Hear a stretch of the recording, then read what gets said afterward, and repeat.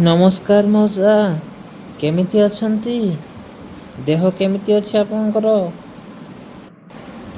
ହଁ ରେ ପୁଅ, ନମସ୍କାର। କ'ଣ କରିବି, ଦେହ ତ ସେମିତି ଅଛି। ଯେତେ ମେଡ଼ିସିନ ଖାଇଲେ ବି କମୁନି। ମଉସା ଚିନ୍ତା କରନ୍ତୁନି, ସବୁ ଠିକ୍ ହେଇଯିବ। ମୁଁ ଆଜି ଆପଣଙ୍କୁ ଜଣେ ବ୍ୟକ୍ତିଙ୍କ ବିଷୟରେ ଆପଣଙ୍କୁ କହିବି। ଯଦି ଶୁଣିବା ପାଇଁ ଚାହୁଁଛନ୍ତି ତେବେ କହିବି। ହଁ ରେ ପୁଅ, ଶୁଣିବା ପାଇଁ ଚାହୁଁଛି। କିଏ ସେ ବ୍ୟକ୍ତି? ତାଙ୍କ ବିଷୟରେ ମୋତେ ଟିକେ କୁହ, ମୁଁ ବି ଟିକେ ଜାଣିବି। ପୁଅରେ, ମୁଁ ସବୁ ଔଷଧ ଖାଇଲି, ବହୁତ ମେଡ଼ିକାଲକୁ ଗଲି, ହେଲେ ବି ମୋର ରୋଗ ଭଲ ହେଲାନି। ହଉ, ତୁ କ'ଣ କହିବୁ କହୁଛୁ କହ। ଯଦି ମୁଁ ତାହା ଶୁଣିକି ଭଲ ହେଇଯିବି ତ ଆହୁରି ଭଲ କଥା। ଆଗ ଆସିକି ଏଠି ବସି ପଡ଼, ତାପରେ ଆମମାନେ କଥା ହେବା। କେତେ ସମୟ ଆଉ ଠିଆ ହେଇଥିବ? ଆସ, ବସିବ। ଧନ୍ୟବାଦ ମଉସା, ମୋତେ ବସିବା ପାଇଁ କହିଥିବାରୁ ଆପଣଙ୍କୁ ବହୁତ ଧନ୍ୟବାଦ। ମଉସା, ମୁଁ ଆଜି ପ୍ରଭୁ ଯୀଶୁ ଖ୍ରୀଷ୍ଟଙ୍କ ବିଷୟରେ ଆପଣଙ୍କୁ କହିବି। ଆପଣ ଶୁଣିବା ପାଇଁ ଚାହାନ୍ତି କି? ମଉସା, ପ୍ରଭୁ ଯୀଶୁ ଖ୍ରୀଷ୍ଟ ହେଉଛନ୍ତି ଆରୋଗ୍ୟକାରୀ। ସେ ସବୁ ରୋଗକୁ ସୁସ୍ଥ କରିବେ। ତୁମର ଶରୀର ମଧ୍ୟରେ ଥିବା ସମସ୍ତ ରୋଗକୁ ସେ ସୁସ୍ଥ କରିବା ପାଇଁ ସକ୍ଷମ ଅଟନ୍ତି। ଯଦି ଆପଣ ବିଶ୍ୱାସ କରିବେ ତେବେ ଆପଣଙ୍କ ଜୀବନରେ କାର୍ଯ୍ୟ ଦେଖିବେ ମଉସା। ହଁ ରେ ପୁଅ, ମୁଁ ଶୁଣିବା ପାଇଁ ଚାହୁଁଛି। ପ୍ରଭୁ ଯୀଶୁ ଖ୍ରୀଷ୍ଟ କିଏ ଅଟନ୍ତି ତାହା ମୋତେ ଟିକେ କହିବ। ମୁଁ ତାଙ୍କ ବିଷୟରେ ଅଧିକ ଜାଣିବା ପାଇଁ ଚାହେଁ। ମଉସା, ମୁଁ ଆପଣଙ୍କୁ ଗୋଟିଏ ଛୋଟ କାହାଣୀ କହିବା ପାଇଁ ଚାହେଁ। ଦିନେ ଜଣେ 38 ବର୍ଷ ଧରି ଜଣେ ରୋଗୀ ଆଉ ଥିଲେ। ସେ 38 ବର୍ଷ ଧରି ଖଟରେ ପଡ଼ିକି ରହିଥିଲେ। ତାଙ୍କୁ କେହି ମଧ୍ୟ ସୁସ୍ଥ କରିବା ଲୋକ ନଥିଲା। ସେ ଅନେକ ଡକ୍ଟରମାନଙ୍କ ପାଖକୁ ଗଲେ, ଅନେକ ଔଷଧ ଖାଇଲେ, କିନ୍ତୁ ସୁସ୍ଥ ପାଇପାରିଲେ ନାହିଁ। ତାପରେ କ'ଣ ହେଲା ପୁଅ? ସେ ସୁସ୍ଥ ହେଲା କି ନାହିଁ? ସେ ହଁ ମଉସା, ସେ ସୁସ୍ଥ ପାଇଲା। ପ୍ରଭୁ ଯୀଶୁ ଖ୍ରୀଷ୍ଟ ତାଙ୍କୁ ସୁସ୍ଥ ଦେଲେ। 38 ବର୍ଷ ଧରି ସେ ଯେଉଁ ଖଟରେ ଶୋଇକି ଥିଲା, ପ୍ରଭୁ ଯୀଶୁ ଖ୍ରୀଷ୍ଟଙ୍କର ଗୋଟିଏ ପଦ କହିବା ଦ୍ୱାରା ସେ ବ୍ୟକ୍ତି ସୁସ୍ଥତା ପାଇଲା। ପ୍ରଭୁ ଯୀଶୁ ଖ୍ରୀଷ୍ଟ ସେ ରୋଗୀ ପାଖକୁ ଯାଇ ତାଙ୍କୁ ପଚାରିଲେ, ତୁମେ କ'ଣ ସୁସ୍ଥ ହେବା ପାଇଁ ଚାହୁଁଛ? ରୋଗୀଟି କହିଲା, ହଁ ପ୍ରଭୁ, ମୁଁ ସୁସ୍ଥ ହେବା ପାଇଁ ଚାହୁଁଛି, କିନ୍ତୁ ମୋତେ କେହି ମଧ୍ୟ ସୁସ୍ଥତା ଦେବା ନିମନ୍ତେ ମେଡ଼ିକାଲକୁ କି କୌଣସି ଔଷଧ ମୋତେ ଆଣିକି ଦେଉନାହାନ୍ତି। ଏହି କଥା ଶୁଣି ପ୍ରଭୁ ଯୀଶୁ ଖ୍ରୀଷ୍ଟ ସେହି ରୋଗୀ ପ୍ରତି ଦୟାରେ ବିଗଳିତ ହୋଇ ତାଙ୍କୁ କହିଲେ, ଉଠ, ତୁମର ଖଟିଆ ଘିନି ଆପଣା ଘରକୁ ଚାଲିଯାଅ। ଏହି କଥା ଶୁଣିବା ମାତ୍ରେ ସେହି 38 ବର୍ଷର ରୋଗୀଟି ସଙ୍ଗେ ସଙ୍ଗେ ଛିଡ଼ା ହେଲା ଏବଂ ପ୍ରଭୁ ଯୀଶୁ ଖ୍ରୀଷ୍ଟଙ୍କର ପଦିଏ ଆଜ୍ଞା ମାତ୍ରେ ସେ ସୁସ୍ଥତା ଲାଭ କଲା ମଉସା। ହଁ ରେ ପୁଅ, ସତରେ ତମ ପ୍ରଭୁ ଯୀଶୁ ଖ୍ରୀଷ୍ଟ କେତେ ମହାନ। ସେ କ'ଣ ମୋତେ ସୁସ୍ଥତା ପ୍ରଦାନ କରିବେ? ମୋର ରୋଗରୁ କ'ଣ ସେ ମୋତେ ଆରୋଗ୍ୟତା ପ୍ରଦାନ କରିବେ? ମୁଁ କ'ଣ କରିବି? ମୋ ରୋଗରୁ ମୁଁ ସୁସ୍ଥ ପାଇବା ନିମନ୍ତେ ମୁଁ କ'ଣ କରିବି ରେ ପୁଅ? ମୋତେ ତୁମେ କୁହ। ମଉସା, ସେଦିନ ସେ ରୋଗୀ ପ୍ରଭୁ ଯୀଶୁ ଖ୍ରୀଷ୍ଟଙ୍କୁ ବିଶ୍ୱାସ କରିବା ଦ୍ୱାରା ସେ 38 ବର୍ଷର ରୋଗୀ ହେଲେ ସୁଦ୍ଧା ପ୍ରଭୁ ଯୀଶୁ ଖ୍ରୀଷ୍ଟ ତାଙ୍କୁ ସୁସ୍ଥତା ପ୍ରଦାନ କଲେ।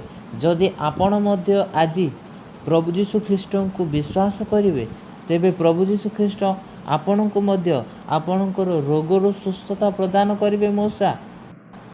ହଁ ରେ ପୁଅ, ମୁଁ ମଧ୍ୟ ପ୍ରଭୁ ଯୀଶୁ ଖ୍ରୀଷ୍ଟଙ୍କୁ ବିଶ୍ୱାସ କରିବି, ହେଲେ କେମିତି? ମୁଁ କେମିତି ବିଶ୍ୱାସ କଲେ ପ୍ରଭୁ ଯୀଶୁ ଖ୍ରୀଷ୍ଟ ମୋତେ ସୁସ୍ଥତା ପ୍ରଦାନ କରିବେ? ମଉସା, ପ୍ରଭୁ ଯୀଶୁ ଖ୍ରୀଷ୍ଟଙ୍କ ଠାରେ ଆପଣ ପ୍ରାର୍ଥନା କରନ୍ତୁ। କୁହନ୍ତୁ, ପ୍ରଭୁ ଯୀଶୁ, ମୋତେ ମୋର ରୋଗରୁ ସୁସ୍ଥତା ପ୍ରଦାନ କରନ୍ତୁ। ମୋର ଶରୀରରେ ଥିବା ସମସ୍ତ କଷ୍ଟ ଯନ୍ତ୍ରଣାକୁ ଆପଣ ଦୂରେଇ ଦିଅନ୍ତୁ। ଏହି ପ୍ରାର୍ଥନା କରନ୍ତୁ ମଉସା। ଆପଣଙ୍କର ଶରୀର ମଧ୍ୟରେ ଥିବା ସମସ୍ତ କଷ୍ଟ ଯନ୍ତ୍ରଣା ପ୍ରଭୁ ଯୀଶୁ ଖ୍ରୀଷ୍ଟ ଦୂର କରିଦେବେ। ଠିକ୍ ଅଛି ପୁଅ, ମୁଁ ଆଜିଠୁ ପ୍ରଭୁ ଯୀଶୁ ଖ୍ରୀଷ୍ଟଙ୍କ ଠାରେ ବିଶ୍ୱାସ କରିବି ଏବଂ ତାଙ୍କଠାରେ ପ୍ରାର୍ଥନା କରିବି। ମୁଁ ଅନେକ ଔଷଧ ଖାଇଲି, ଅନେକ ମେଡ଼ିକାଲକୁ ଗଲି, ହେଲେ ମୋର ରୋଗ ଭଲ ହେଲା ନାହିଁ। କିନ୍ତୁ ଆଜି ମୁଁ ତୁମ କଥାରେ ପ୍ରଭୁ ଯୀଶୁ ଖ୍ରୀଷ୍ଟଙ୍କ ଠାରେ ବିଶ୍ୱାସ କରି ତାଙ୍କଠାରେ ପ୍ରାର୍ଥନା କରିବି, ଯଦ୍ୱାରା ପ୍ରଭୁ ମୋତେ ସୁସ୍ଥତା ପ୍ରଦାନ କରିବେ। ଠିକ୍ ଅଛି ମଉସା, ମୁଁ ଆପଣଙ୍କ ପାଇଁ ପଦେ ପ୍ରାର୍ଥନା କରିବି। ପ୍ରଭୁ ଆପଣଙ୍କର ସମସ୍ତ ରୋଗରୁ ଆପଣଙ୍କୁ ସୁସ୍ଥତା ପ୍ରଦାନ କରିବେ। ହଁ ପୁଅ, ହଁ, ମୋ ପାଇଁ ପ୍ରାର୍ଥନା କର। ମୁଁ ଯେମିତି ମୋର ରୋଗରୁ ସୁସ୍ଥତା ପାଇବି, ସେଥି ନିମନ୍ତେ ମୋ ପାଇଁ ତୁମେ ପ୍ରାର୍ଥନା କର ପୁଅ। ଆସନ୍ତୁ ମଉସା, ଏବେ ଆମେ ପ୍ରାର୍ଥନା କରିବା। ହେ ଦୟାଳୁ ସ୍ୱର୍ଗସ୍ଥ ପିତା, ମୁଁ ତୁମଠାରେ ପ୍ରାର୍ଥନା କରୁଛି, ଏହି ମଉସାଙ୍କୁ ତୁମରି ସେଇ ଆରୋଗ୍ୟ ହସ୍ତ ବଢ଼ାଇ ତାଙ୍କୁ ତୁମେ ସ୍ପର୍ଶ କର। ତାଙ୍କ ଶରୀର ମଧ୍ୟରେ ଥିବା ସମସ୍ତ ରୋଗ ତୁମେ ଦୂର କର। ତାଙ୍କୁ ତୁମେ ସମ୍ପୂର୍ଣ୍ଣ ଭାବରେ ସୁସ୍ଥତା ପ୍ରଦାନ କର ପ୍ରଭୁ। ତାଙ୍କର ଶରୀରରେ ଥିବା ସମସ୍ତ ରୋଗକୁ ତୁମେ ଦୂର କରିଦିଅ ପ୍ରଭୁ। ଏହି ଛୋଟ ପ୍ରାର୍ଥନା ପ୍ରଭୁ ଯୀଶୁ ଖ୍ରୀଷ୍ଟଙ୍କ ନାମରେ ମାଗୁଅଛି, ଆମେନ୍। ପୁଅରେ, ଏବେ ମୋତେ ବହୁତ ଭଲ ଲାଗୁଛି। ମୋ ଶରୀର ହାଲକା ଲାଗୁଛି। ମୋ ଶରୀର ମଧ୍ୟରେ ମୁଁ କ'ଣ ଗୋଟେ ଅନୁଭବ କରୁଛି। ତୁମେ ମୋ ଘରକୁ ଆସି ମୋ ନିମନ୍ତେ ପ୍ରାର୍ଥନା କରିଥିବାରୁ ତୁମକୁ ବହୁତ ବହୁତ ଧନ୍ୟବାଦ। ମୋ ପାଇଁ ସଦାସର୍ବଦା ପ୍ରାର୍ଥନା କର।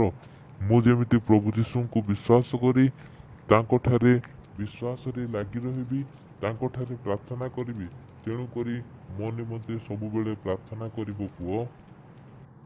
ମଉସା, ପ୍ରଭୁ ଯୀଶୁ ଖ୍ରୀଷ୍ଟଙ୍କ ଠାରେ ବିଶ୍ୱାସରେ ଲାଗି ରୁହ। ପ୍ରଭୁ ଯୀଶୁଙ୍କ ଠାରେ ପ୍ରାର୍ଥନା କର। ପ୍ରଭୁ ତୁମର ସମସ୍ତ ରୋଗ ସେ ଦୂର କରିଦେବେ। ତୁମକୁ ସେ ସମ୍ପୂର୍ଣ୍ଣ ଭାବରେ ସୁସ୍ଥତା ପ୍ରଦାନ କରିବେ। ଠିକ୍ ଅଛି ମଉସା, ମୁଁ ଏବେ ଯାଉଛି, ତୁମେ ଭଲରେ ରୁହ। ବହୁତ ଧନ୍ୟବାଦ ପୁଅ। ମୋ ଘରକୁ ଆସିଲ, ମୋ ପାଇଁ ପଦେ ପ୍ରାର୍ଥନା କଲ ଏବଂ ମୋତେ ପ୍ରଭୁ ଯୀଶୁ ଖ୍ରୀଷ୍ଟଙ୍କ ବିଷୟରେ ଜଣାଇଲ, ଯଦ୍ୱାରା ମୁଁ ପ୍ରଭୁ ଯୀଶୁ ଖ୍ରୀଷ୍ଟଙ୍କର ନାମକୁ ଜାଣିପାରିଲି। ସେ ମୋତେ ସୁସ୍ଥତା ଦେଇଅଛନ୍ତି। ଆଜି ମୁଁ ପ୍ରଭୁ ଯୀଶୁ ଖ୍ରୀଷ୍ଟଙ୍କୁ ବିଶ୍ୱାସ କରି ମୁଁ ବହୁତ ଆନନ୍ଦିତ। ଧନ୍ୟବାଦ ପୁଅ। ଠିକ୍ ଅଛି ମଉସା, ମୁଁ ଆସୁଛି ଏବେ। ମୁଁ ଆସିକି ବହୁତ ସମୟ ହେଲାଣି। ମୁଁ ଯାଉଛି, ଆପଣ ଭଲରେ ରୁହନ୍ତୁ। ମୁଁ ସଦାସର୍ବଦା ଆପଣଙ୍କ ପାଇଁ ପ୍ରାର୍ଥନା କରୁଥିବି। ରହୁଛି ମଉସା। ଯାହା ହଉ, ସେ ପୁଅ ଆସି ମୋତେ ପ୍ରଭୁ ଯୀଶୁ ଖ୍ରୀଷ୍ଟଙ୍କ ବିଷୟରେ କହିଲେ। ମୁଁ ଆଜି ପ୍ରଭୁ ଯୀଶୁ ଖ୍ରୀଷ୍ଟଙ୍କ ବିଷୟରେ ଜାଣି ମୋ ମନ ଆଜି ବହୁତ ଆନନ୍ଦିତ। ମୋ ହୃଦୟରେ ଆଜି ମୁଁ ଯୀଶୁ ଖ୍ରୀଷ୍ଟଙ୍କୁ ବିଶ୍ୱାସ କରି ମୋ ହୃଦୟ ଆଜି ବହୁତ ଆନନ୍ଦିତ। ସେଇ ପ୍ରଭୁ ଯୀଶୁ ଖ୍ରୀଷ୍ଟଙ୍କର ଗୌରବ ହେଉ। ଯାହା ହଉ, ପ୍ରଭୁ ଆଜି ମୋତେ ସୁଯୋଗ ଦେଲେ ଜଣେ ମଉସାଙ୍କ ଘରକୁ ଯିବା ପାଇଁ। ତାଙ୍କ ନିମନ୍ତେ ପଦେ ପ୍ରାର୍ଥନା କରି ପ୍ରଭୁ ଯୀଶୁ ଖ୍ରୀଷ୍ଟଙ୍କର କଥାକୁ ତାଙ୍କୁ କହିବା ନିମନ୍ତେ ପ୍ରଭୁ ଆଜି ମୋତେ ସୁଯୋଗ ଦେଇଛନ୍ତି। ତେଣୁ ସେ ଜୀବିତ ପ୍ରଭୁ ଯୀଶୁ ଖ୍ରୀଷ୍ଟଙ୍କୁ ମୁଁ ଧନ୍ୟବାଦ ପ୍ରଦାନ କରେ। ମୋତେ ସୁରକ୍ଷିତ ଭାବରେ ନେଲେ। ଏ ସମୟରେ ମୁଁ ଘରକୁ ଯାଉଛି, ମୋର ସୁରକ୍ଷିତ ସେ କରିବେ। ତେଣୁ ସେଇ ପ୍ରଭୁ ଯୀଶୁ ଖ୍ରୀଷ୍ଟଙ୍କୁ ମୁଁ ଅଶେଷ ଅଶେଷ ଧନ୍ୟବାଦ ପ୍ରଦାନ କରେ। ସମସ୍ତଙ୍କୁ ପ୍ରେଜ୍ ଦ ଲର୍ଡ। ଯଦି ଆପଣମାନଙ୍କୁ ଏହି ଭିଡ଼ିଓଟି ଭଲ ଲାଗିଲା, ତେବେ ଆମ ଚ୍ୟାନେଲକୁ ସବସ୍କ୍ରାଇବ୍ କରନ୍ତୁ ଏବଂ ପାଖରେ ଆସୁଥିବା ବେଲ୍ ଆଇକନ୍କୁ ଦବାଇ ଦିଅନ୍ତୁ, ଯଦ୍ୱାରା ଆପଣମାନେ ଏହି ପ୍ରକାର ଭିଡ଼ିଓ ଅଧିକରୁ ଅଧିକ ପାଇପାରିବେ। ଏବଂ ଆମ ଚ୍ୟାନେଲକୁ ସପୋର୍ଟ କରିବା ନିମନ୍ତେ ଆମ ପାଇଁ ପ୍ରାର୍ଥନା କରନ୍ତୁ, ଯଦ୍ୱାରା ଆମେ ଅଧିକରୁ ଅଧିକ ଏହି ପ୍ରକାର ପ୍ରଭୁଙ୍କର ବାକ୍ୟ ଆପଣମାନଙ୍କ ନିକଟରେ ପହଞ୍ଚାଇ ପାରିବୁ। ସମସ୍ତଙ୍କୁ ପ୍ରେଜ୍ ଦ ଲର୍ଡ।